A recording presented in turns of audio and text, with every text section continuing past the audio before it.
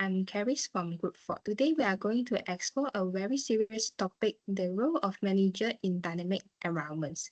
We have analyzed two recent academic articles to understand how managers survive in today's chaotic global economy. This is not just about theory, it's about survival. Let's look at the reality of business today. As stated on the slide, managers operate in dynamic environments. They are shaped by three massive forces: organizational, global, and economic factors. Our presentation aims to provide deep insight into this reality. Our objectives are clear. First, we will explain managerial roles.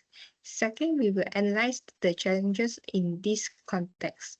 And third, we will elaborate effective responses to enhance modern management practices. To support our analysis, we select two very recent peer-reviewed articles. Article 1 by Fendel 2023 focuses on the economic pressure and how it forces internal transformation. Article 2 by STEP 2024 focuses on the global leadership challenge. I will now pass the floor to Carmen to take you deep into first article. Thank you, Clarice. Let's start with Article 1 by Fendel. This article explored a crisis that many companies face today: workforce transformation. Imagine an economy in recessions. Companies need to cut costs, change technology, and restructure. Who has to make that happen? The manager. The author argued that during these times, the manager roles change. They are stopped being commander who just give order. They must become supporters. They are no longer just watch spreadsheet. They are responsible for keeping their team spirit alive while everything changed around them. The article identified a very specific problem. We call it the middle manager squeeze. On one side, they have a top management. They want result, they want efficiency, they want it now. On the other side, they have employees. They are scared. They are worried about losing their job. The manager is stuck in the middle.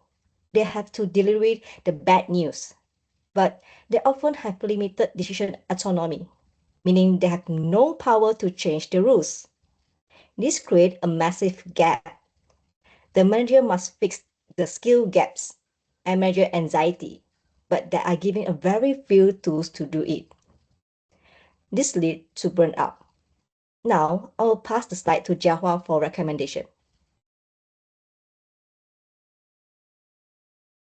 Thank you, Carmen. So, what do the authors recommend? Fandel and colleagues argue that organizations cannot just leave managers to struggle alone. They propose three specific strategies. First, clear decision boundaries. Top management must be clear. They need to define exactly what managers can and cannot decide. This reduces confusion and helps managers plan effectively.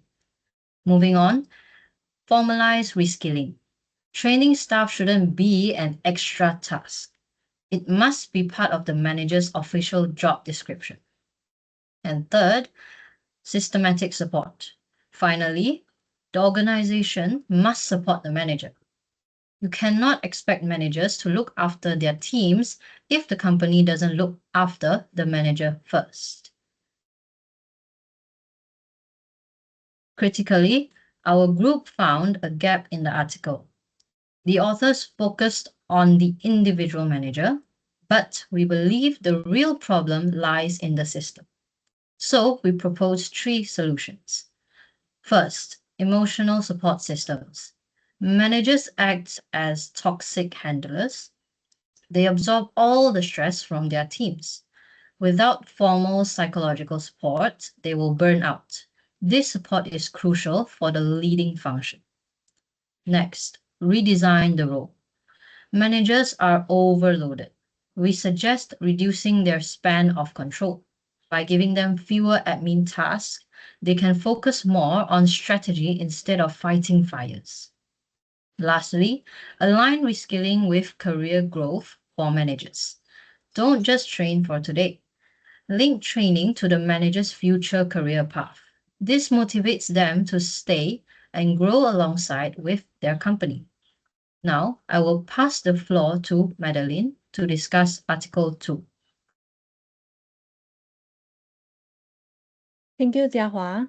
Now, let's zoom out to the global environment. Article 2 by Style looks at the challenge of leading people you might never meet in person. The main takeaway is this: standard models do not work. You cannot manage a team in Malaysia the same way you manage one in Germany or Japan. The article argues that manager must become translator, taking the global strategy from HQ and translating it so it works locally. Key issues. The authors highlight 3 major conflicts in global management. First, culture. Different values cause misunderstandings. What is polite in one country might be weak in another. Second, the HQ versus local conflicts. Headquarters wants control, but local teams need freedom to react to their market. The manager is the one fighting this battle. Third, coordination.